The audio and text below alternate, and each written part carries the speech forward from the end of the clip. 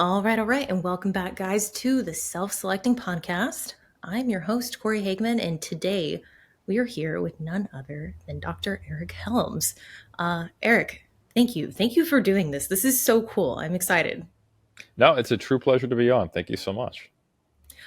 For listeners who may not be familiar with your work, can you let them know who you are? Because I mean, like, I'm very familiar with you. For listeners who don't know, I have followed your work for the better part of 8 years, and I mean, like, you certainly paved the way in my early years in bodybuilding, just around methodologies with approach to diet, to post show specifically, as many can probably agree with. You are far and few in someone who's putting out content related to how to come out of post show, Mm. how to do that in with somewhat grace. But for listeners who aren't familiar, can you give us a little bit of insight into who you are? No, first off, let me just say it's a true honor to hear that. My tribe is physique athletes, so trying to make this thing we have no choice but to love a little more sustainable and better for us long term is kind of my mission.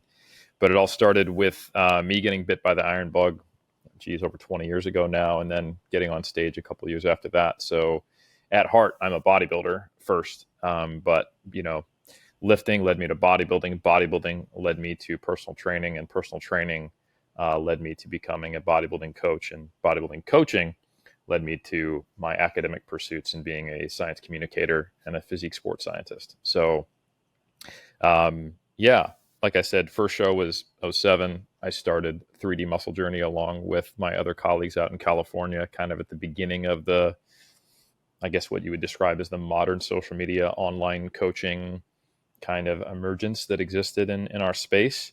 And we kind of took an angle of, it's in the journey, right? It's in the name. Thinking about the entire career rather than just what's directly in front of a competitor, which it's with how all engrossing and mentally focusing our sport can be and the types of personalities that are drawn to it. It was probably a bit of a breath of fresh air for a lot of people. At least it was an important philosophy for us individually as athletes and as we became coaches, just thinking about the whole, thinking about the big picture, trying to find a way to do the thing we love on our terms and not have it chew us up and spit us out, but be able to make it an integrated, healthy, even part of our lives. So fast forward to today, I am no longer a full-time coach for 3D Muscle Journey, but I'm the chief science officer, and I have branched off to do a lot of things which I feel are in the best way that I can serve the community, which was leveraging an evidence-based approach, incorporating science and academia into it. So I pursued my academic career, became a part-time coach, wrote my books, The Muscle and the Strength Pyramids, came out to where I live now, New Zealand, 12 years ago, as we were talking before we started recording, where I did my master's thesis, my master's philosophy, my second master's, and then my PhD, both in sport and exercise, with an emphasis looking at topics that are directly relevant to strength and physique athletes, and started a research review called Mass along the way with my colleagues, Dr. Lauren Colenso-Semple, Mike Zerdos, and Dr. Eric Trexler. So yeah, now basically I'm a science communicator. I still compete. I actually got my WNBF pro card in bodybuilding last year, and that's not going to change. I'm probably going to be competing in the M5 division that she'll have to create, like the Ultra Super Grandmasters at some point. So at heart, I'm a competitor, and as a vocation, I try to educate and improve and help our community and give back. Well, I can say firsthand, I think you've done an incredible job in leaving a footprint in the space, particularly for the natural bodybuilder, but Mm. as well as those who are assisted. So, for listeners who aren't familiar with my competitive career, I've competed in the NPC and I'm an IFBB bikini pro. Um, Within this space, though, we've seen these female divisions, and I'm sure, Eric, like you've seen the divisions evolve into something that, frankly, for non drug tested federations, I mean, has become something where the stakes are very demanding. But Mm. even in the realm of drug tested federations, I mean, what I see happening and what I sadly see coming across my desk is a lot of athletes who are interested in potentially circumventing those regulations. So is that something in the last, like, really, I mean, like, within your career, you've seen this greater shift in individuals who, even within the drug tested realm of the sport, I mean, like, there's been an aspect of competitiveness that just simply, I mean, has taken off. Mm. Yeah, it's really interesting, and I think some historical context is useful for the listener because there are sub niches within bodybuilding. Like there are some places I go and people don't know who I am, and there's other places where I'm a known quantity. Um, because, like you said, a lot of my work exists in the bodybuilding division in the drug tested realm, and that world is sometimes quite separate from the NPC, and it's sometimes quite separate from other divisions, like bikini, for example. And it just has to do with who do you look up to, where do you find your source of information, and what environment do you grow up in the sport, right? So if we go all the way back to when I first attended my first bodybuilding show in 2005, the figure division had just come on the scene, Mm. and prior to that, there used to be even long before I got into the game a more robust number of divisions on the women's side of the sport because they had fitness and they had then figure came out and then they had bodybuilding. But figure at the time was kind of looked at the same way when bikini first came out. Like, what? There's no muscularity poses. You just stand there. Like, this is just a competition and you're wearing heels. Like, what is this? And then, as we know, that eventually morphed into a look that would be bigger than people who are winning the Miss Olympia in the 80s, right?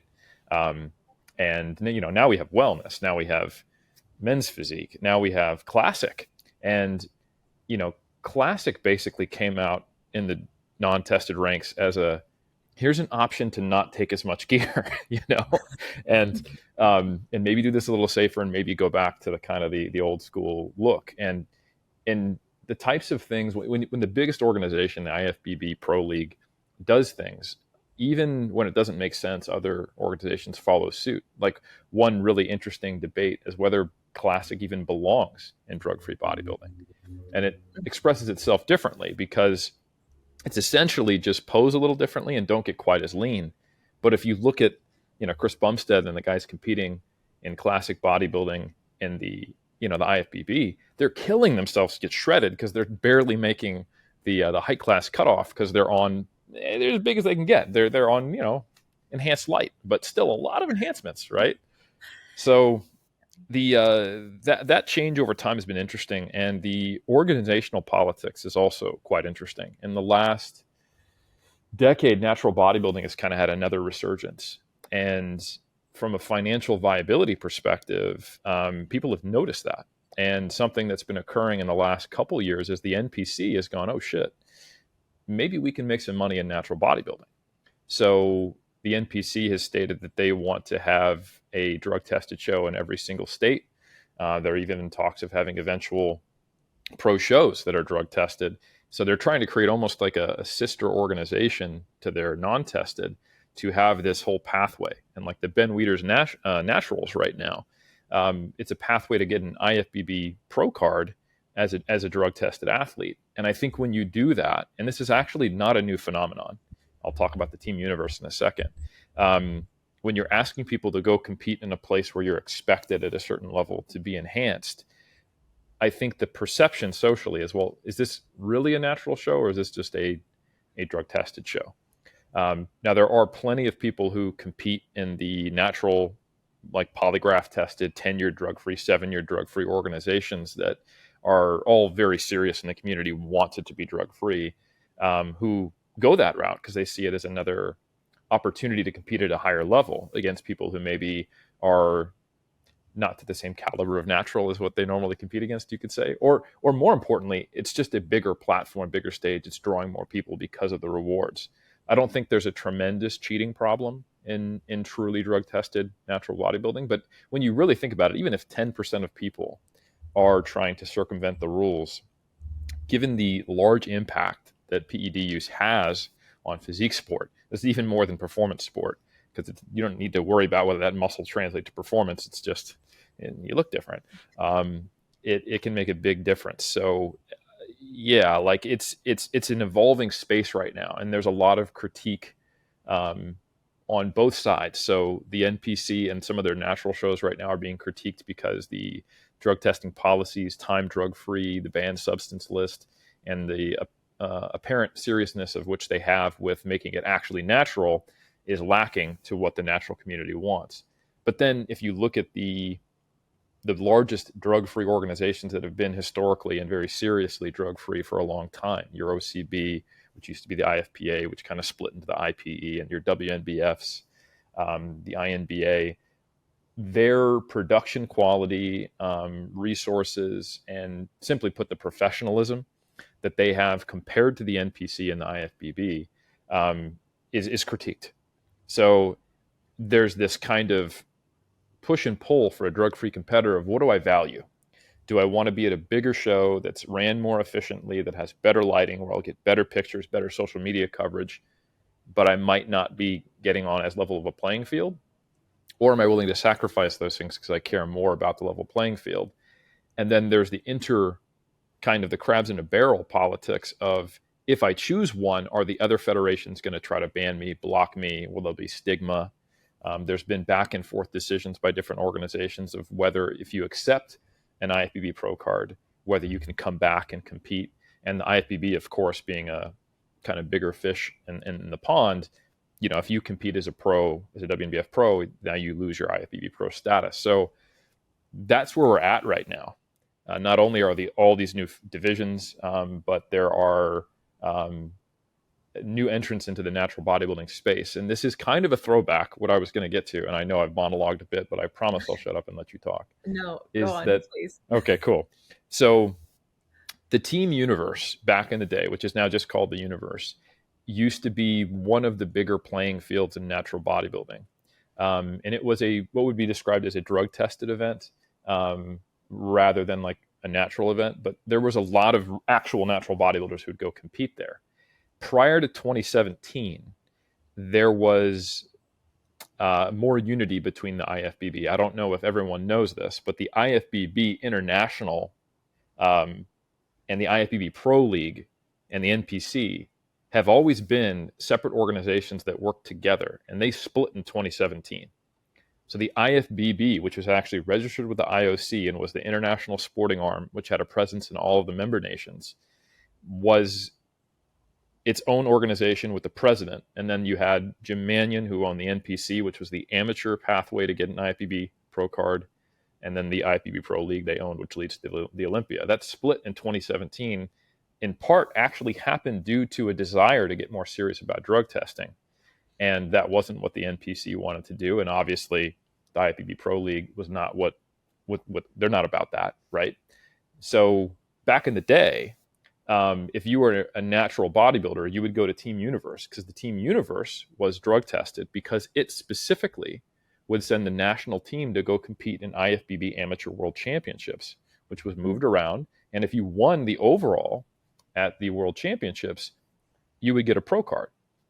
And famously, Ronnie Coleman, who claims that he was drug free when he turned pro, and I think he probably was because he put on about 70 pounds after that, he won his IFBB pro card at the World Championships. And then he was a very low level pro for a while before, he got the right nutritionist, let's just say, right?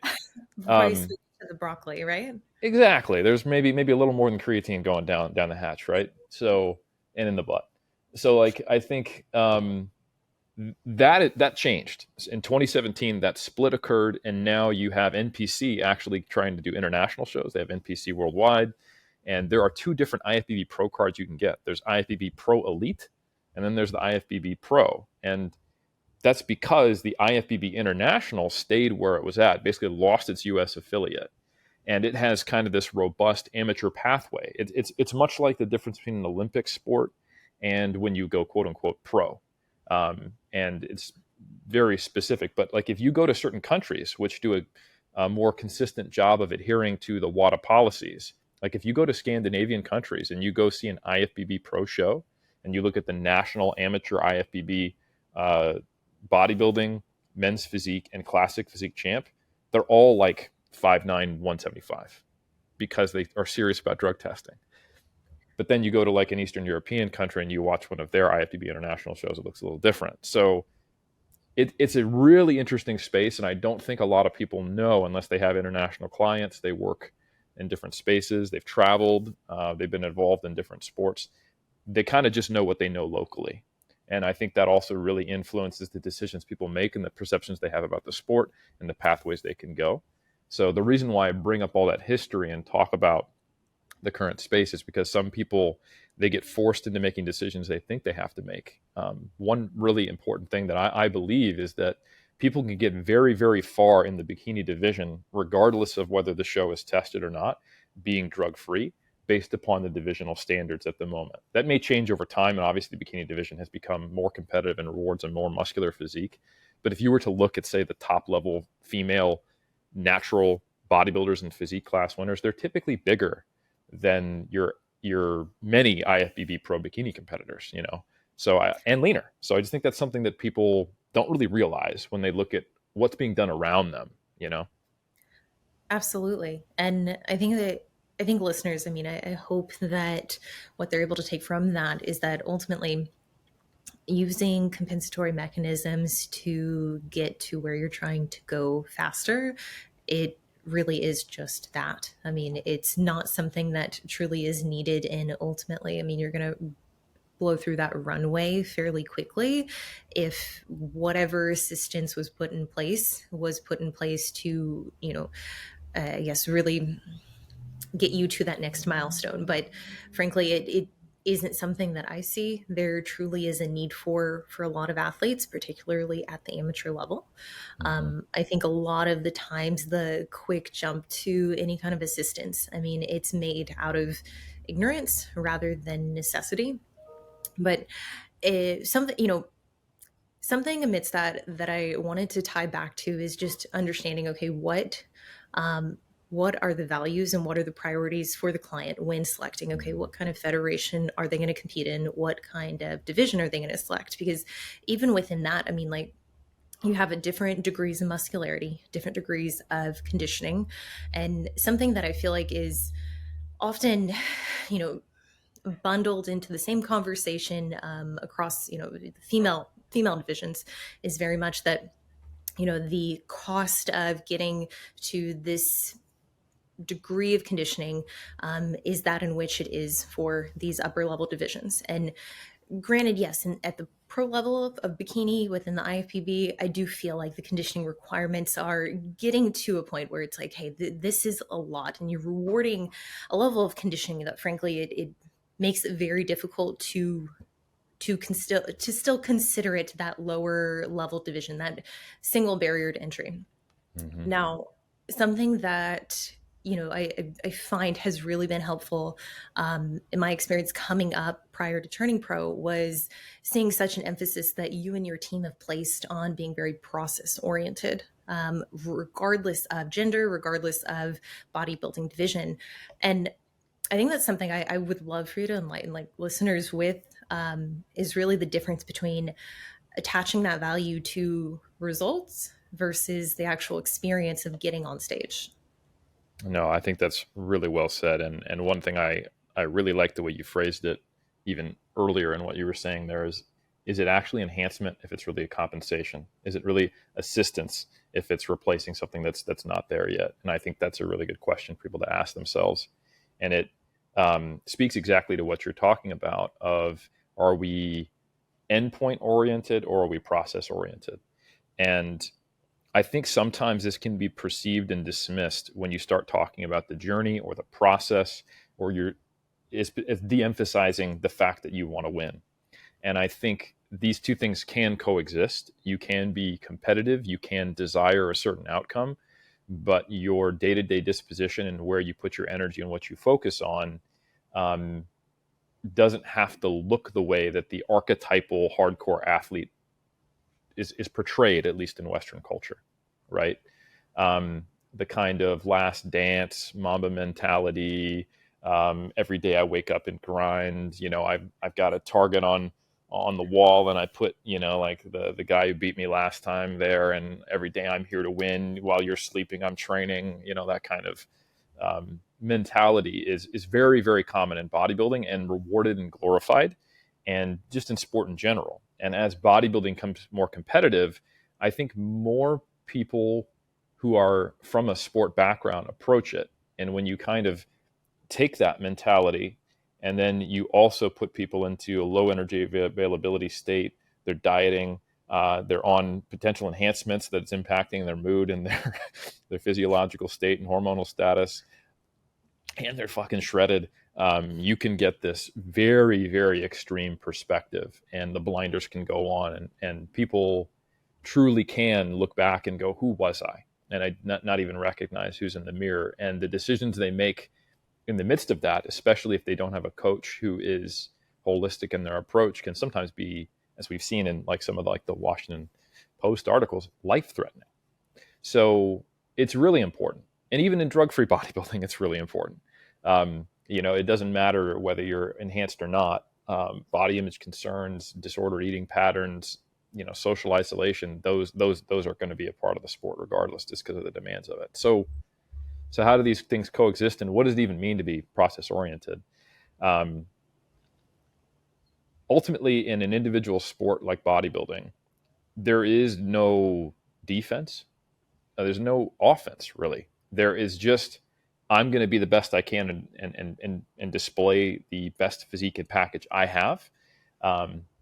So focusing on improvement and looking internally is kind of that first like crack of the door open that I use to when I coach or when I talk to athletes to get them a little less focused on the external outcome.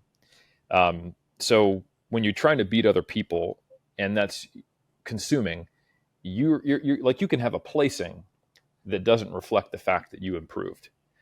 We all know that the way you are placed depends upon who is on stage next to you, and that's assuming the judges do a great job rather than an inconsistent job, which is just part and parcel of the sport. You show up to a show and you peak poorly, but the rest of the field is just not that good. You can win and have your best quote unquote placing you've ever had, but be poorer than you were last season. And if you're not oriented right to notice that, then you lost the opportunity to learn and become a better competitor from that, what I would argue is a poor performance, right? Just because you placed well. And the flip side is true, is it's very, especially in the state you are towards the end of contest prep, it can be very disheartening, and it can really kill the motivation you need to have a long-term career to be at your best in the sport if you have improved, yet the field at the show happened to be really high level, and your fifth placing doesn't, that doesn't encapsulate those potential improvements. So the first step is just to get them to kind of acknowledge, oh, well, I can't really beat other people. I can't punch the person next to me while I'm on stage. And that's not advised. Don't recommend So that. yeah, don't recommend it. You physically could do it, but don't do it. Yeah. Like, all you can do is be your best. And your placing is a product of that, plus all the other things you have no control over. Another thing that you'll see in people who are overly focused on the outcome is that they seek emotional safety first in a way that deals with that intense drive. So I got robbed. How often do you hear that? And that's a totally fine knee-jerk reaction. We all, if we care about competing, we wouldn't probably compete if we didn't, and placings, we wouldn't feel that immediate, shit, like I placed poorer than I wanted. And then immediately your ego steps in and goes, don't worry, I've got a nice Band-Aid. It's not your fault. You got robbed. The judges, politics, something, the lighting, anything besides you're not who you thought you were or want to be or, aspire to be, or failed at your goal. So the unfortunate thing, though, is while that immediately feels better, you're giving up your power and agency. You're now not taking ownership of your loss. And whenever I have an athlete, once they've kind of come out of the fog of that immediate reaction, I ask them, like, okay, so you feel you got robbed and you've been competing for a while. Do you ever feel like you've gotten a gift? And a lot of the times the answer is no. So okay, so we're rolling the dice. It's a subjective sport. Things go your way, they don't go your way, but for you, they always don't go your way. Maybe you don't have an objective view of how you're being placed. Maybe you're actually protecting your ego and you're saying you got robbed because you are not facing the fact that that was the placing you deserved in most cases. And now you're missing the opportunity to improve. So a lot of the times I take that very clinical, performance based angle to get into the mind of the competitor who really wants to win and go, listen, you're subverting your ability to win by not being able to see when you have progressed because you're too focused on the loss. When you haven't progressed, you're too focused on the win, or you not getting any good judges' feedback or learning from whatever placing you had because all of a sudden, whenever you lose, it's not your fault because you can't stand losing. So those are some of the costs, the signs and symptoms. And we also have data on this. Like there's actually a really interesting study, and it's one of these cool behavioral studies, not like sports science where we typically just do one experiment. It's a multi-experiment paper where they looked at the attitudinal focus or the attentional focus of the participants during a given activity and gauged how it affected their outcomes. And the most relevant one was treadmill running. So they had one condition where the participants were told to focus while they were running on the treadmill on the outcome they're trying to achieve. Were they trying to do it for fitness, fat loss, health, whatever, being faster, a better runner? And that was specific to the individual. They had to identify what was their goal for participating in the activity. The other group was told to focus on what they enjoyed and the process of running while they were doing it. And then they had two outcome measures. One, how long did they actually run on the treadmill, which they could compare between groups, right? And the second one was their prediction of how long they thought they would run on the treadmill. And the interesting thing was that the people who focused on the outcome purely, they didn't run on the treadmill as long as the folks who were focused on the process. And they underperformed relative to their prediction before they started running. So they said, hey, I think I'm going to run for 30 minutes. I'm focused on eyes on the prize, baby. And the whole time I'm running, I'm thinking about how I'm going to get shredded. And they run for like 15 minutes. This is terrible, right? Because now they're disconnected from the process. You are in the middle of dieting. If you're only focused on having shredded glutes, you failed until the very end. If you really kind of think about it, right? And until you actually get to that outcome, every day is an opportunity to view your own failure rather than focusing on the process that is getting you there, where every day is an opportunity to succeed.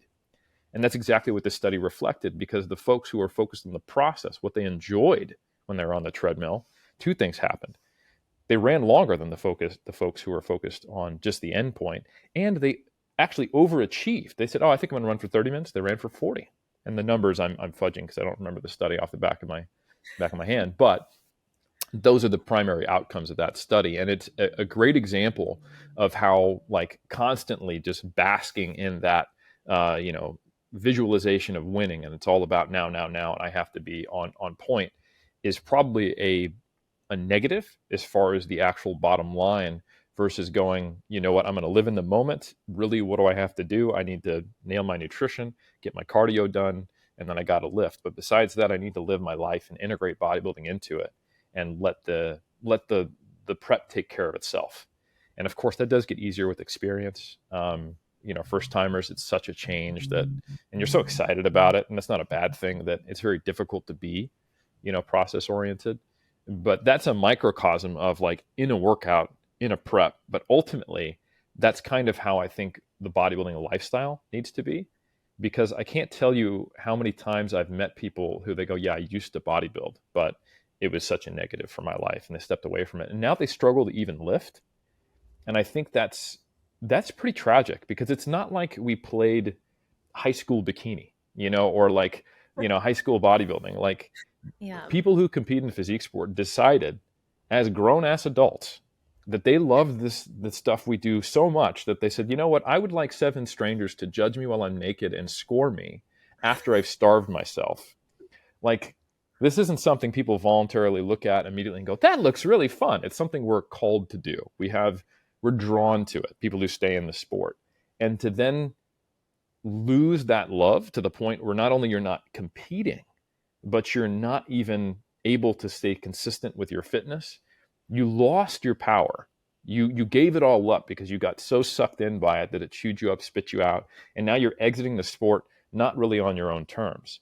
And I think, as a coach, I've coached people to high levels in the sport, and I've also coached people to realize they don't really want to stay in the sport, and that's fine with me. Like, I'm not just pro bodybuilding. I am pro, I want you to decide and be in the driver's seat of your decisions, and not let the obsessive qualities of the sport push and pull you in directions that you didn't see coming, didn't intend, and ultimately wouldn't have wanted if I'd asked you 5 years ago, not just this post hoc rationalization. If you want to exit the sport, I want you to exit it because you want to, and you make the decision, not because it forced you out because of the negative relationship you had with it. And a huge part of ensuring that occurs is being process oriented, being focused on the big picture, and trying to align your values with the sport so you can do it on your own terms. That was incredibly well articulated. And I just want to come back to there's several points I want to come back to, but I'm going to come back to them in reverse order. So, just in regards to like losing your love for the sport, the way that I think about it is almost relative to whether that love is conditional or unconditional. Because if it's Mm, unconditional, you're going to do it and you're going to perform at your peak performance, regardless of outcome. So, regardless of if you expect, a top five placing or even just a first call out consideration, if you get second call outs because everyone ahead of you was that much better, that should still be a great day if you know that you yourself made those necessary improvements. And this, I mean, like eerily is resemblant of my first pro season after turning pro, second pro season. Placing was down my second pro season, but I prepped in a much more optimal way. I was more effective with my prep. I was in a better state. I did it on my terms. And I felt like the physique I brought, despite it being further away from the criteria and also competing against like the top Olympians in the sport, was like, okay, am I going to let that, loss of two placings, or in the case of my pro debut where I got second, it's like, am I going to let that completely, that, 180 allow me to completely ignore how that second prep went or that second season went, as opposed to the season where I turned pro? It was not an effective prep. Like, I'm not very proud of that performance, but yet mm, on paper people would very much say, well, you performed better, aren't you? Don't you have a lot of pride around that? And I think the amount of time that individuals can withstand, being told, you're not good enough. You need to make these adjustments to your physique, these corrections. I think ultimately, if those same adjustments, those modifications are in line with how they want to build their physique and what they believe they want to look like, I think it's going to give them more runway and longevity in the sport. But you also mentioned just regarding, how did you phrase it? If you're going through prep and the focus is shredded glutes, stage ready, like every day you wake up, you're like, why am I not stage ready? That's just naive. Like, that's just, and in mm. what world would you just decide I want to prep and you're entitled to have that, green light? Now, I want to take the conversation towards the non prep setting, because this is the area that I think, the prep in itself over time, like I've come to realize, like the fat loss is as easy as that. It is just restriction, it's just not acting.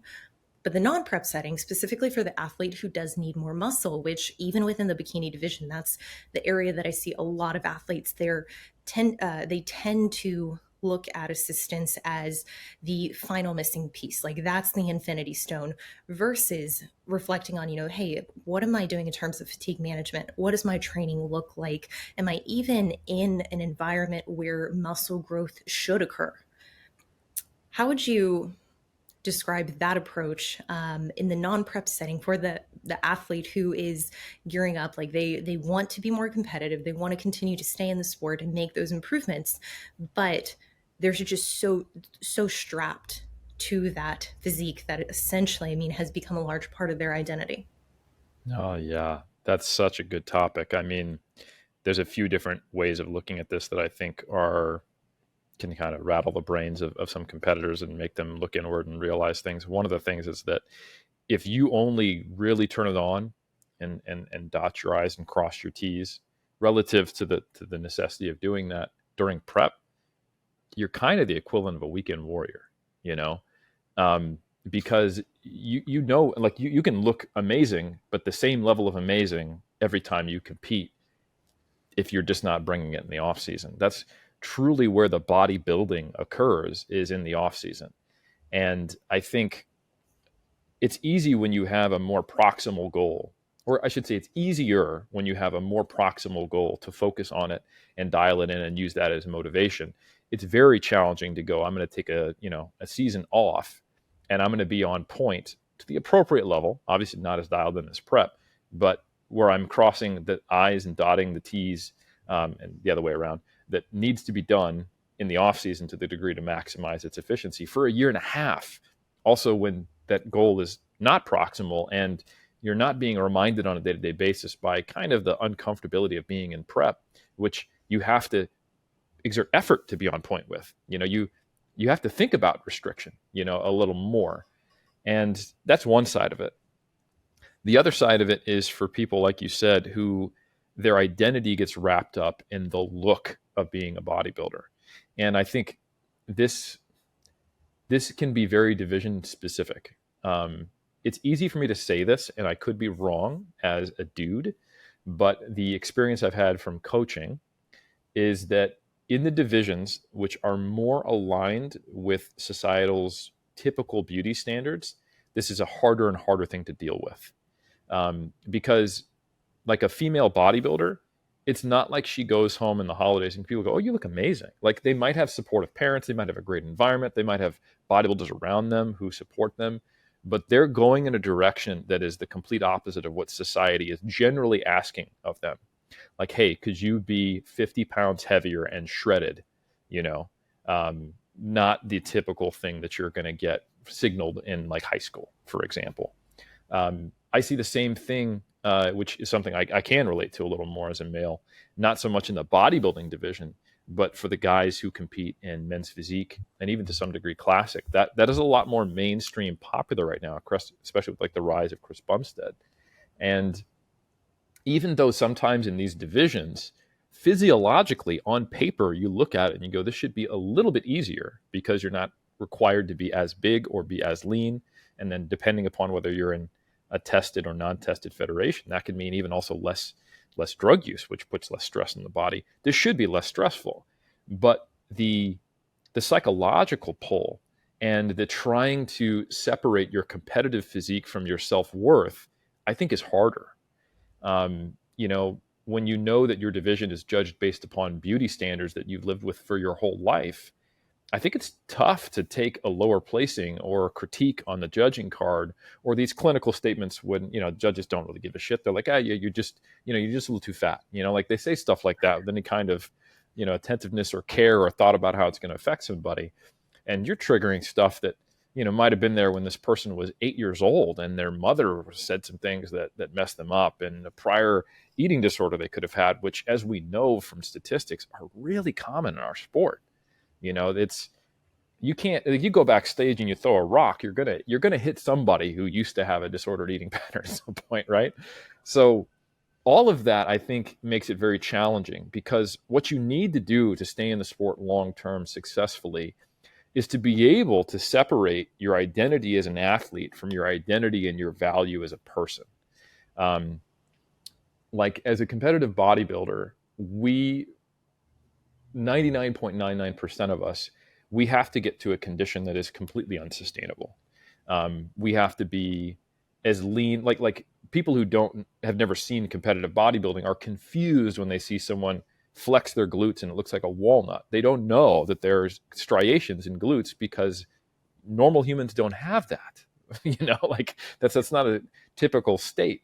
So we're getting to a point where, yeah, if I have my shirt off and I'm in the middle of training and it's a refeed day, someone's like, "Oh, bro, you look amazing. Like, how much size have you put on?" Like, dude, I've lost 10 kilos. What are you talking about? But that same person could see you later in the, that same day, and you're wearing a baggy shirt, and they're like, A, are you sick or going through chemotherapy? And B, did you stop lifting? What happened?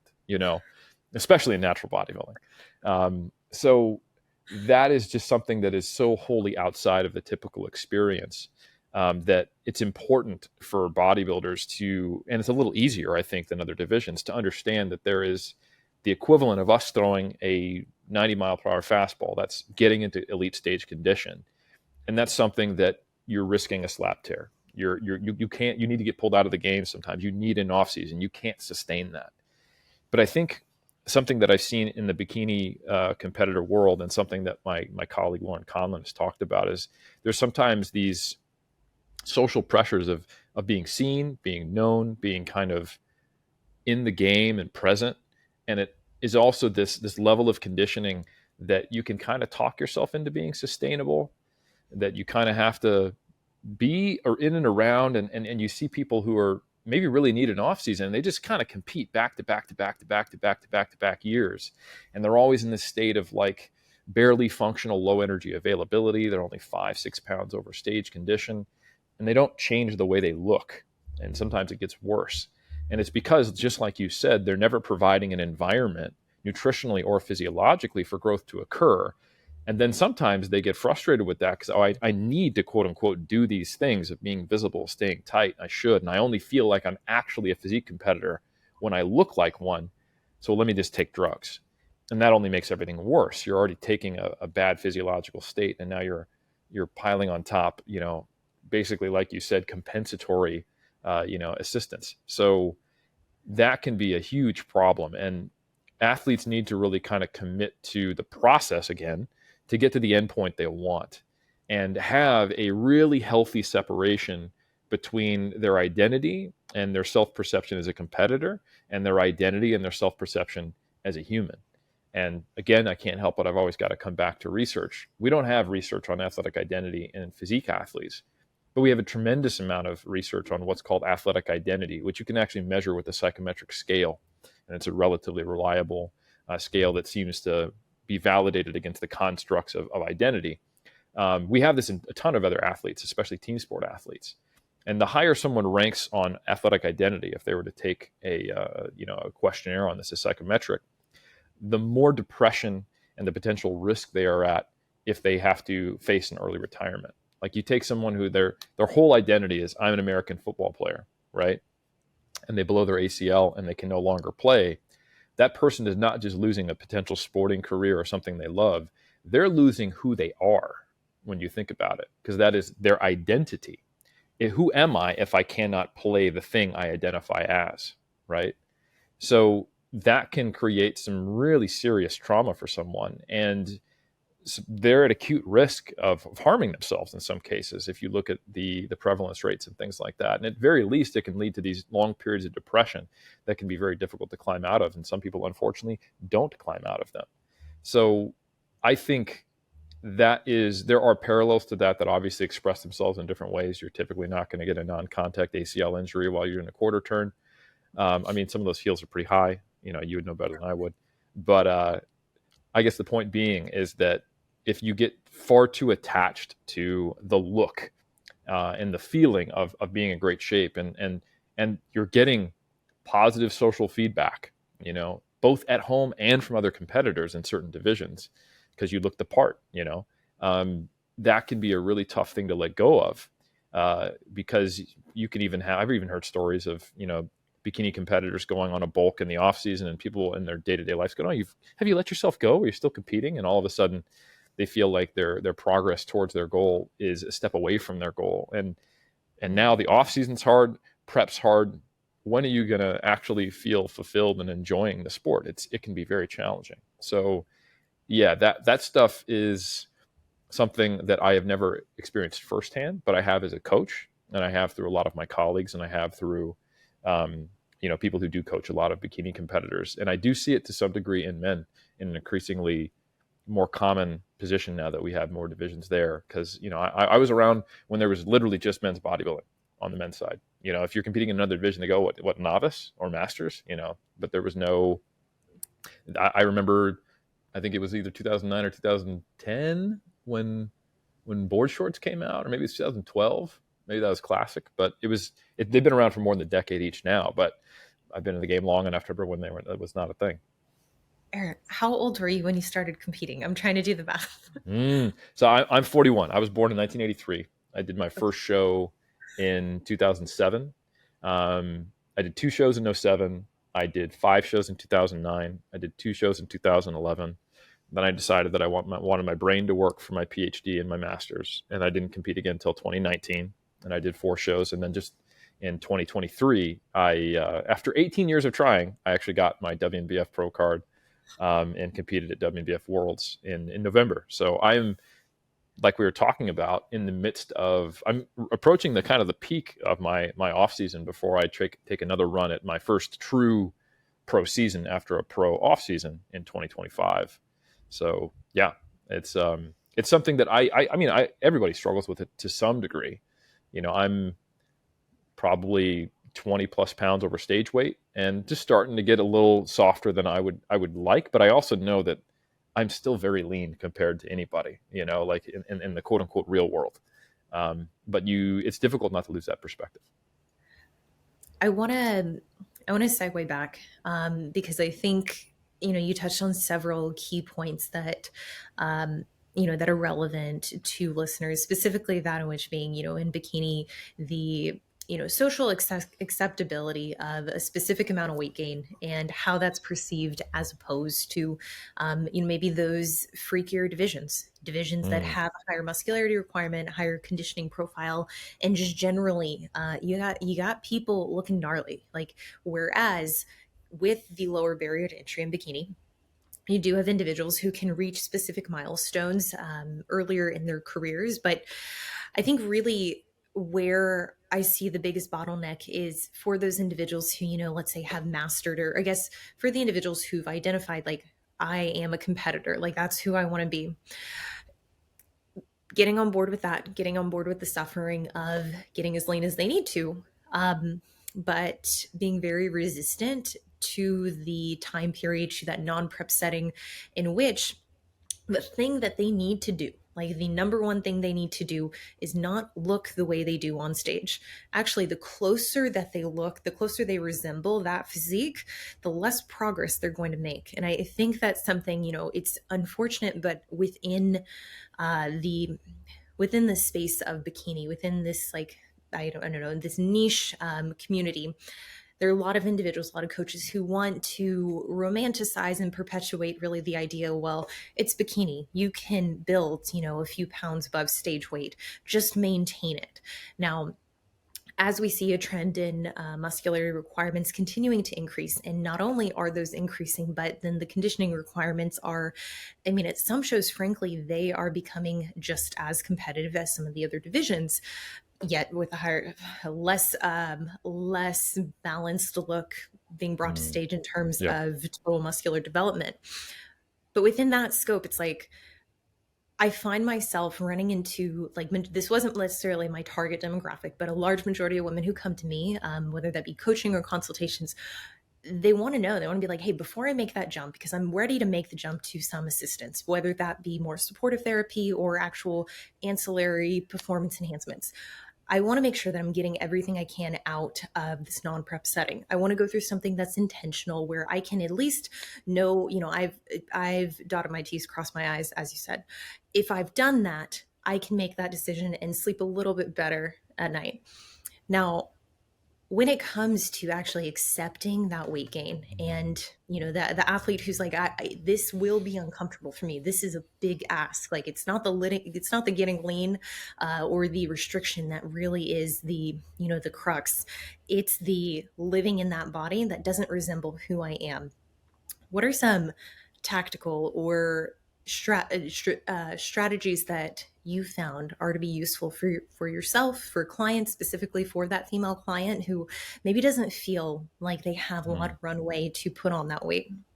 Yeah, no, that's a great question, and it's interesting that people trying to do essentially the opposite um, are there. There's some research on some of the most effective weight loss maintenance strategies, and essentially what is coaching strategies that are successful.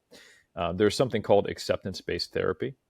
And when it's been compared head to head to the typical weight loss behavior strategies, it typically results in greater weight loss and more consistent weight loss maintenance. And what that looks like, if I was to paint a very broad brush stroke, because I'm not a psychologist who's trained in acceptance based therapy, but what it looks like is directly acknowledging and speaking to and thinking about and essentially grieving what sacrifices you have to make around things that you otherwise would prefer not to sacrifice in order to get to your goal. So going, I wish I could eat more. I wish I could regularly eat these things, or I wish I could do X, Y, and Z, but I can't. But that's okay. I accept that because my goal is this. And that is more valuable to me. That's more important. And a big component of it is regularly reconnecting with your goal and the values and your why behind it. Why is it important to me?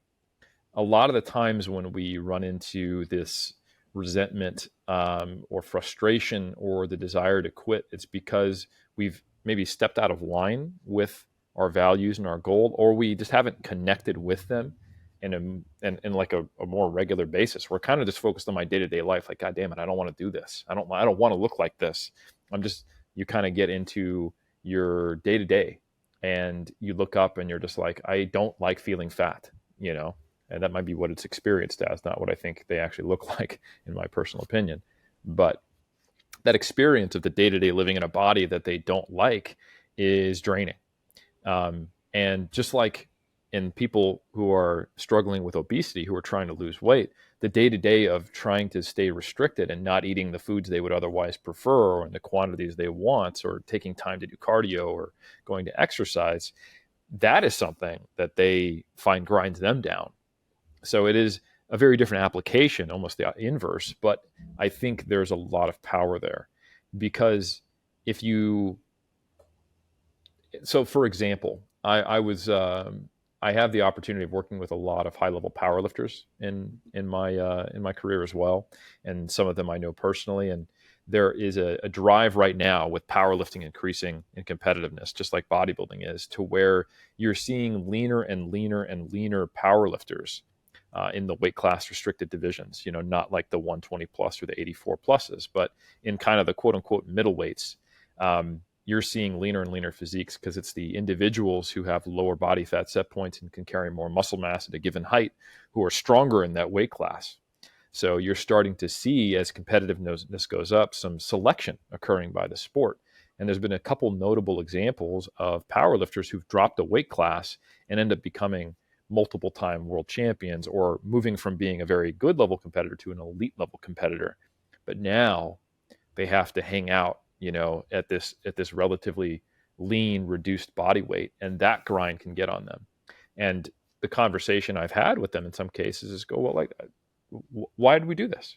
Or why did you do this? You know, and like, well, I wanted to be more competitive. Is it worth it? Yeah, but man, it's hard. I'm like, I know. So how do you feel about that? You know, that type of conversation is something that can be had as well for a competitor who is in the off season, an extended off season, pushing into a body fat range they'd otherwise prefer not to be at, but knowing that it's in service of a goal that they are strongly motivated for and connected to. And I think having a system in place or a process where you're regularly reconnecting with that goal and why, and actually asking yourself and checking in, do I care that much about this? Is this something I really want? And can I reaffirm that commitment? Because I think it's basically something that you need to continue to nurture and focus on. So maybe you create a vision board. Maybe you ask yourself a question on a day to day basis, or maybe it's like a trigger response, like when I feel that I'm fed up with the feeling of being a little bit bloated in the off season, not liking the way I look, and wondering why am I doing this, that I actually ask myself, why am I doing this? Is this something that still aligns with my values? Am I committed to this? In the worst case scenario, the answer is going to be no. And that's okay too, right? Like, this is optional. Again, we didn't, you know, no one's really getting paid to be a physique competitor. Nobody played bikini in high school. You know, if this is just, if the juice is not worth the squeeze, don't drink it, you know? So I think in most cases though, it's just going to be like, yeah, I've been focused more on the fact that this makes the holidays really frustrating, or this makes, you know, when I get up in the morning and, you know, I look in the mirror, I'm like, I wish I didn't look this way, you know? Um, Now I will say, and I'm not a therapist and I'm not a specialist in body image, but I do think it's also important to get outside of the world of physique sport a little bit and just remind yourself of what is objectively healthy in terms of body fat, and just how much we've blown that out of proportion to the point where we're actually on the other side. And really just reminding yourself that there's nothing good about being shredded. It's just this artistic expression slash sport thing we call bodybuilding that we've decided, hey, we're trying to see who can push the extremes at body composition. But there's no real, like, moral, ethical, or health or even fitness related reason that we want to be as lean as we want to be. We just believe it looks better and we're bodybuilding aficionados. And I think kind of connecting with that and thinking about that can sometimes shift things a little bit. I mean, it's hard to go against some of the societal beauty standards and then those get exaggerated in physique sport. But I think for one, the acceptance based approach is really important. And then two, just trying to appreciate the fact that your body has a function. It's not just a piece of art, even though we're kind of, doing that. And then the off season, being in a place where we feel more functional also happens to align with our goal of building more muscle. But we should maybe focus on that function. And one thing that 3DMJ is credited with a lot is how we have a lot of dual sport athletes. And we did that in an era where that was really abnormal. Now it's much more normalized. You see your Lane Nortons, you see other people competing in bodybuilding and powerlifting back and forth. But we really encouraged a lot of bodybuilders to compete in powerlifting in the off season because it facilitated them looking less at their physiques as a measure of progress and more at their gym performance. Because ultimately it gets harder and harder to gauge, especially when you're not in a really, really muscular division or if you're drug free, when you're making muscular progress, when your body fat is essentially just obscuring it, just from a pure, physical perspective. Like advanced level natural bodybuilder like me, I get a hint when I'm making progress, but ultimately I'm not really going to know until I diet down and I go, oh, I'm actually shredded 2 kilos heavier and I look better. So I can't be going like, oh, this week, do my biceps look better? Like that's just going to be frustrating. I need to look at my training logs. I need to look at, is my gym performance improving? And I think doing things to really recalibrate around that and gauging different metrics, having acceptance-based therapy, reconnecting with your values, and also trying to get out of the bodybuilding world's skewed view of what a healthy or normal or quote unquote good body composition is to kind of deal with all those off-season pressures are the things that I go towards. I really like that, and it definitely resonates with me, the obscurity in how we're measuring and assessing for progress in these um, less muscular divisions. Because I mean, essentially, people, I know it's frustrating, but I'm like, we're looking for a lack of regression. We're looking for you to not look shittier next week, and we're looking for you to get stronger. So it's the Mm-hmm. best I can do. Measurements, circumference, pinchable fat, weights went up, cool. You probably built muscle, but let's be sure. So let's do this long enough in a way that is really hard to refute.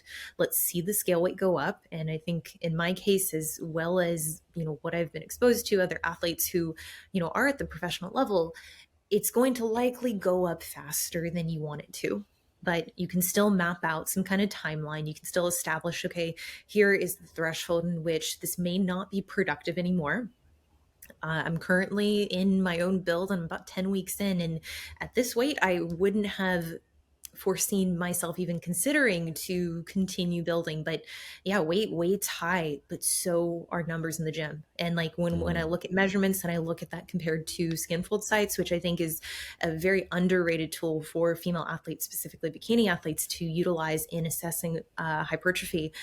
I I have a hard time like arguing with myself. Like, I mean, the delusion, I'm like, well, look at the fucking measurements. Like they're not lying. Like, I mean, and the weight's there in the gym. So let's focus on those objectives when they make sense and use that more Mm. as a North Star rather than the transient emotions of it. Do I like this? And I think I had a massage therapist maybe 2 months ago. It's my first time working with them, and it came from a referral. So I was like, okay, cool. His method, he's like, okay, flex your quad.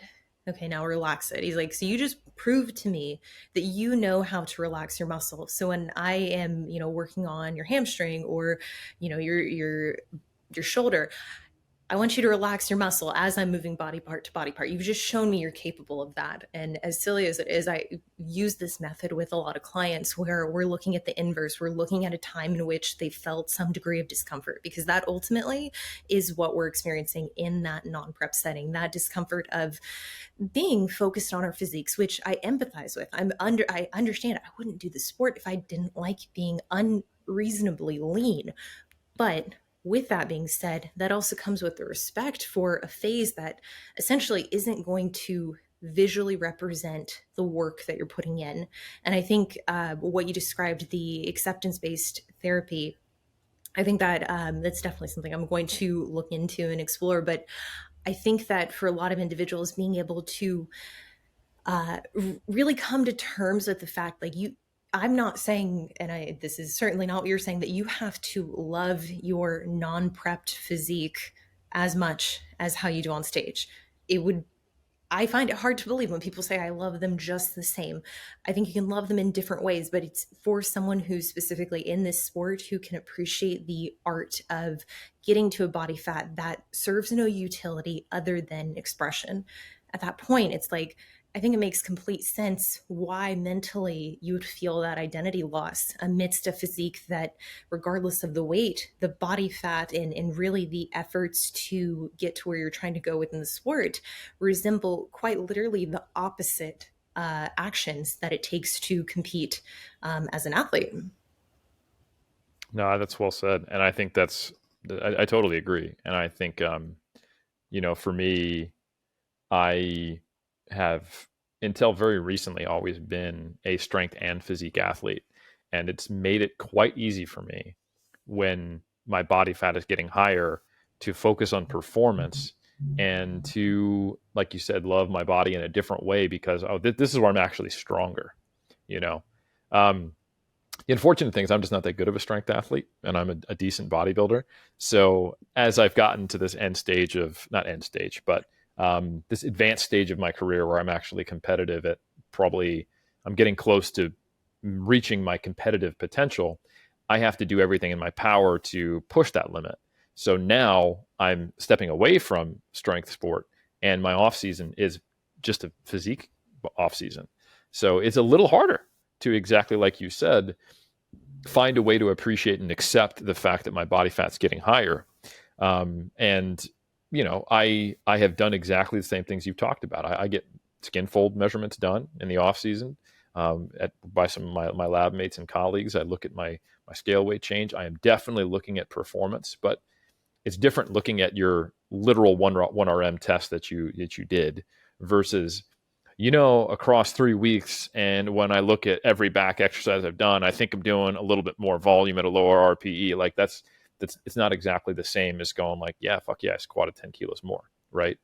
So it's still there, and I still take those lessons from when I was much more proximally focused on strength sport into the off season, and I appreciate the necessity of getting higher in body fat and the fact that I can sleep. I have more food selection, and I have like a functional libido, all the good stuff that comes with it. That I appreciate, but the look itself, of course, like I'm a competitive bodybuilder. I'm essentially a competitive artist who my work is my body when I'm in stage condition peaked, and I think that's cool. Or I wouldn't put all this effort and energy into doing it. So I do think it is not so much about loving your off-season physique in the same way that you love your peaked prep physique, but it is reframing everything. And you need to be in a different perspective and focused on the off season and learning to enjoy the process again. Coming back to it, for getting to the point where you are going to improve your display of your physique in the end. And I think if you can connect the process of what you're doing to the goal of improving the next time you get on stage and do that on a regular basis. And that's kind of part of that acceptance-based therapy. It's like, yeah, I'm accepting doing all these things because it's directly connected to the thing I really, really do care about. And all these side benefits, like I don't have to be a crazy person. I can sleep more than 4 hours in a row. And, I have a menstrual cycle again. Amazing. Not that the menstrual cycle is great, but it does signal that you're healthy. I think all of those things are wrapped up together. And I do think it takes intentionality. And sometimes athletes don't think about these things. So when we're coaches, we can kind of facilitate, ask those questions, ask them to probe, and try to get them to recalibrate their perspective in the off season to focusing on the things that aren't going to set them up for failure. I love it. And I know we're coming up on our time, but the one thing that I don't think we've gone as deep as I'd like to go into is the recovery diet. And I mean, this is something, I mean, like, this is your thing. Like if anyone knows what if they're familiar with what the recovery diet is, like that is, I'm going to turn it over to you. Yeah, no, no, no. The recovery diet, I think it was essentially our response at 3DMJ to seeing the relatively abject failure of the hardcore, super OCD version of the reverse diet. And, it's very common parlance now to reverse out of a show. And there are many people who do a recovery diet but call it a reverse diet. So just to the nomenclature is not super important, but I actually do think using the terminology recovery is important because it brings proximal the goal of what's really happening here. You're not just reversing and putting body fat on so it sucks every step of the way. We're focused on the fact that we are in a state that we need to recover from. And the the okay, I'll just say what it is instead of bearing the lead. The recovery diet is essentially in an accelerated manner, but not through uncontrolled binge eating, um, getting back up to what we think is roughly your lower intervention point, or what is colloquially called your body fat quote unquote set point. That part in prep where it's not just the diet that sucks, it's like the diet is getting precipitously worse because I'm also getting really, really unreasonably lean, as you stated before, in addition to doing all the things necessary to get there. And it's that 1-2 punch. So it's a lot of the times what we're doing in terms of the actual numbers and the actual process, not thinking about the coaching side, which I'll talk about in depth in a moment, is as soon as the last show of the season's over, we're immediately getting out of a deficit and into probably the largest surplus you'll have this off season, cutting cardio down to probably similar to what your off season levels are, which could be zip or just a step count. And seeing your body weight increase to something like 5 to 10% over stage weight within 1 to 2 months. Typically, not the combination of the lowest time frame and the highest amount. Like we're not normally going, let's get 10% over stage weight in 1 month. That's a little quick. But something in that range that is appropriate for that person, depending upon how naturally lean they are, how hard they had to work, how much trauma they experienced, and how much compensatory eating there's going to be, and to what degree they can find that right balance between restraint and release, if you will, in that phase. Um, the reason we came to it is we were doing kind of your circa 2012, 2013 reverse diet of like, okay, contest season's over. Let's go from 7 cardio sessions to 5, and let's increase your calories by 100. And then we'll just do another 10 grams of carbs, 5 grams of fat every 2 weeks. And just seeing that 90% of competitors completely failed at it, felt terrible, felt like they'd let themselves and their coach down, and it hurt their self efficacy. And it also just didn't work, even when the few competitors did successfully do it. It doesn't make sense physiologically, really, when you think about it. It didn't ramp up metabolic rate so that next time you competed, it was, I got the diet on 100 calories more because I reverse dieted last season. It doesn't work like that.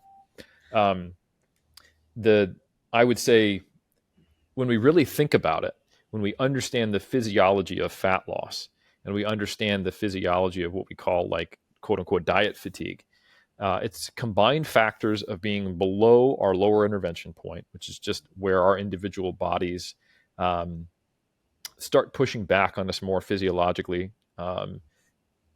at that certain level of leanness to try to regain that weight, in addition to what is typically needed to get there, which is being in a state of low energy availability, which is just the amount of energy you're consuming relative to your fat-free mass after considering your activity levels. And there are relatively predictable thresholds, which of course are also individual, where if you try to diet too quickly, basically you create too much of an energy gap, either from too much cardio, too little food, where that exacerbates it. And it's those compounded factors together that make for all of the down regulation that we experience. And we experience as hunger, lethargy, fatigue, why we start to see losses of libido, drops in testosterone in men, drops in estrogen in women, the loss of the menstrual cycle, poor sleep, weird GI stuff going on, more frequency of illness. Essentially, it's your body going, oh, okay, so we are having now far less money for our company, so we need to, basically cut back on expenses. So we're going to turn off the lights, on a timer, and like the accountant has to wave his hand to get the lights back on because they were typing. And okay, we're furloughing some people. We laid off half the accountants anyway, so there's less movement. The lights keep turning off. It's basically going to like minimal life support, if you will, and down regulating the energy expenditure from everything else. And that means we have to diet on lower calories. And we feel that. You feel the fact that your body is doing less and it's prioritizing certain things so you can kind of quote unquote survive that period. So, nonetheless, the reverse diet doesn't really pay respect to that. When it's that more extreme approach where you're just slowly climbing out of a deficit. There's no reason to be in a deficit when you're shredded. And in fact, the coaching side of it is well in advance because of everything we've talked about to this point. An athlete needs to be prepared for the fact that the goal of the recovery diet is to put back on body fat in addition to lean mass. We want to get you to a healthy body fat level so we can actually start the off season. And if we spend 10 weeks moving from shredded to still too damn lean, that's a wasted 10 weeks. It's just a really stressful, restrictive period where you're probably not going to be able to put on much muscle anyway because you're just too damn lean. The only reason to be in the kind of stage condition that is required on stage is, unsurprisingly, to get on stage. It's not facilitative to anything else, to sleep, to relationships, and certainly not to muscle building. So it's the idea that, okay, we've been in the danger zone for a while. Maybe we've done 3 shows. We've been shredded for 2 months. Let's not be shredded anymore. And that can, in our experience, result in 2 really important things. One, even though being on 2,200 calories and 5 cardio sessions is easier than being on 2,000 calories and 7 cardio sessions, it's harder mentally when there's nothing handcuffing you to why you're doing it. I'm not competing again for a year. I can rationalize my way out of it. And now you went from having this hardcore warrior level of restriction, and I could do anything. I will drink blood to get in shape, that the bodybuilder mentality, to I can't stop myself from going to Taco Bell because I want to. And it can just crush your self-efficacy. And it really can be harmful mentally and drive depression. But if you get off stage and you're told, sweet, we were just on 2,000 calories and 7 cardio sessions, I just want you to get 2 cardio sessions or hit 8,000 steps per day, and you were just at 12 to 15. And by the way, I want you to eat 3,000 calories a day. Adherence to that is much easier, unless you haven't been told that the goal is to gain body fat and that this is coming and that we're going to do it. And let's not even look at the scale for the first week. And the interesting thing is that when you give someone that advice, there's going to be some days where they have an oopsie and they eat 4,000 calories. But the crazy thing that I've seen really consistently is when you ask them to eat 2,200 calories, those oopsies are not 4,000 calories. They're like 6,000. You go off the rails so much more because you've required such a level of restraint and restriction that it is much more of a black and white mentality. You can't even really work in, eating at restaurants. And that's another thing. It's the one thing that you do also kind of more in a reversing way ease out of is the process and the methods. So if we were hitting a really strict, macronutrient target or calorie target in a very limited range, and everything was going on the scale towards the end, and we're really making sure that we're at the calorie target we thought we were at, now we can give a little more variance in that. Now we can allow, hey, let's only put things on the scale if we're eating at home, and totally fine for you to have 1 to 2 meals out. Make good decisions while you're out. Don't choose things that are going to be really, really hard to estimate. But at least for this time period, let's estimate things and try to hit within 10% of your number. So that's at 3,000 calories. That's 2,700 to 3,300, and you can have high days, low days. There's a lot of ways to do it. But the point is that you're easing up on the restriction process. You're easing up a lot on the actual restriction in terms of the actual numbers. And you're also coaching the person to understand that the goal is to recover, and that includes putting back on adipose tissue, which secretes leptin, which provides these signals to our body to let us know that we're actually in a recovered state. Now, there's still a time component. Like I said earlier, the things that make prep feel so hard is how long have you been there? How lean did you get relative to how lean you can be? And how did you get there? Did you crash diet to get there? Were you malnourished while doing it, et cetera? So we can accelerate the fat regaining phase to a point, but beyond that, it's not really helping us. We can get out of an energy deficit, but we can't really fast track the time. So if you got completely peeled and you were dieting, I'll use myself as an example. I started dieting in February and I stepped on stage at my last show in mid-November at Worlds, and I did great. I improved the whole way through, and I put on a fast, like 10 pounds in the few weeks after that show. But I didn't feel 100%, even though I should have been, if you were to look at my body fat level and my energy intake for, probably 2 to 3 months. But I have had preps in the past, like in '09, I got shredded, but I killed myself to get there. I had a hamstring tear. I had a ton of stuff that was going on. My calories were so low, it didn't make any sense. My activity was so high, it didn't make any sense. I would have like oats and it would bloat my ankles. My body was just like checked out. It took me 6 months to feel like human again and to not have like lethargy in my heavy legs. So I think we just need to pay respect to all those factors, and we want to minimize that recovery time, because think about connecting it to what we were talking about earlier. At a high level, or if someone is still in that phase where they think they need to compete annually as a bikini competitor, and now we have a higher conditioning standard, you're having to diet again when you're just barely recovered. So when are you actually making progress? So it's one of the reasons, like the conditioning standard is improved in bikini. The conditioning standard is also, I mean, improved. It's gotten higher. I'll say that. The conditioning standard has also gotten higher in natural bodybuilding. If we were to, and just bodybuilding in general, if we were to go back to when I started, the first show I ever attended was 2005.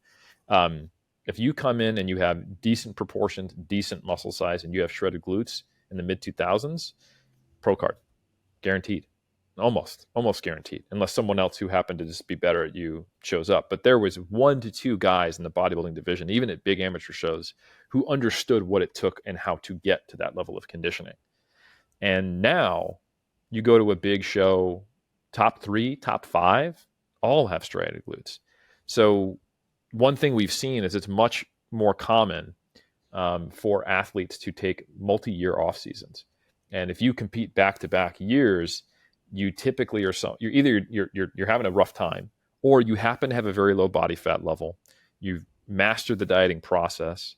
You're at a high level. You're kind of peaked out in terms of your physique, and you know how to do that. But your experience as a competitor, you're facing a whole new crop of competitors each year you do that, because everybody else is going, right, I need to actually build some muscle. And that's only going to happen if I give myself multiple years. So that conditioning standard has had these knock-on effects to where longer off seasons are required, not just because it takes a long time to build muscle naturally, but it takes longer to recover from the fact that you got even leaner. So that's where we're at. It's a consequence. It's an emerging strategy from what occurred in the modern physique sport era, where conditioning standards are so high, and what you have to do to get there has a cost that you have to pay off after the season is over.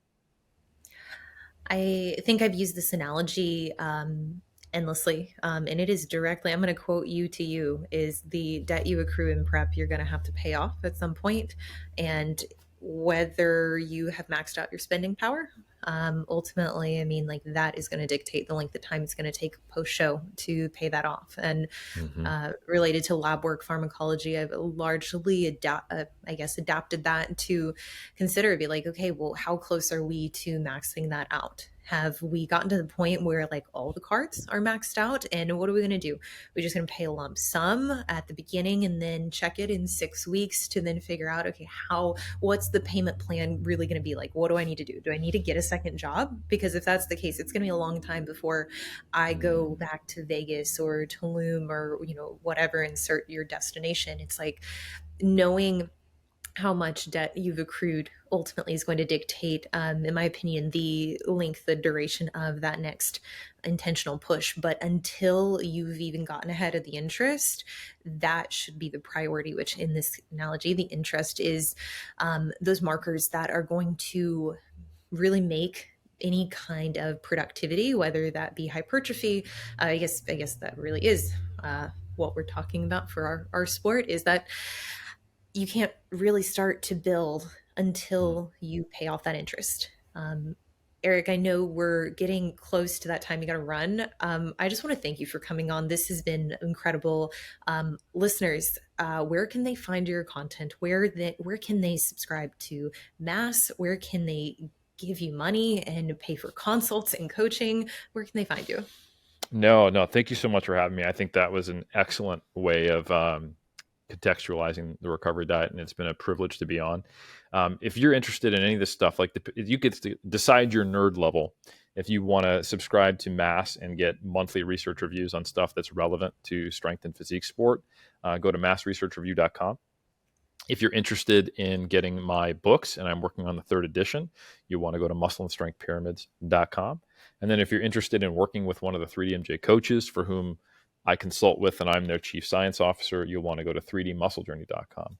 And then if you want to see me appear on awesome podcasts like this one, then definitely follow me where I share those stories. To go track them down and listen on Spotify or whatever platform you prefer, at Helms 3DMJ on Instagram. You guys, thank you for listening. As always, I will see you in the next one.